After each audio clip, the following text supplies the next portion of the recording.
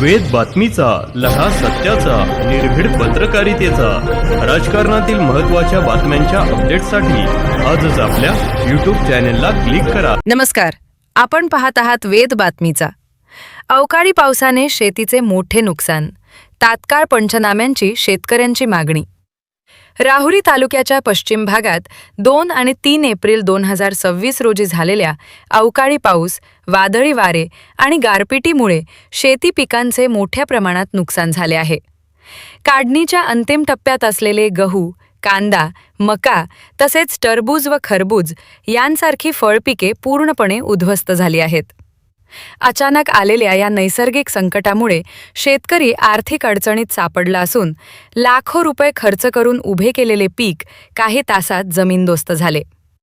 कर्ज व उसनवारी करून शेती केलेल्या शेतकऱ्यांवर मोठे आर्थिक संकट ओढवले आहे.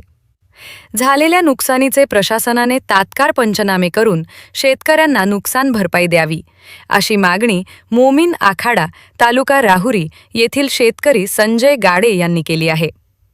सध्या शेतकरी मदतीच्या प्रतीक्षेत असून प्रशासनाने त्वरित कारवाई करावी अशी अपेक्षा व्यक्त केली जात आहे. वेद बातमीचासाठी जलिंदर ढोकणे, उंबरे. तुमचं नाव काय? माझं नाव संजय आत्माराम गाडे. कुठले आहे तुम्ही? मोमीन आखाडा, तालुका राहुरी, बरं, जिल्हा अहिल्यानगर. जिल्हा अहिल्यानगर. काय नेमकं काय परिस्थिती झाली पावसाने? जे 2 तारखेला इथं जे गारपीट झाली त्याच्यामध्ये 4 एकर कांदा माझा पूर्ण जमीनदोस्त झालेला आहे. बरं, एकंदरीत किती खर्च झाला होता कांद्याला? साधारण 3 ते 3.5 लाख रुपये खर्च झाला आहे कांद्याला. बरं, अजून किती वेळ आहे कांद्याला? कांदा काढायला अजून 2 पाणी म्हणजे साधारण 3 आठवड्याचा कालावधी होता. बरं, परंतु ही गारपीट झाल्यामुळं आता त्याचं खूप नुकसान झालेलं आहे. म्हणजे किती टक्के नुकसान झालं तुमच्या हिशोबाने?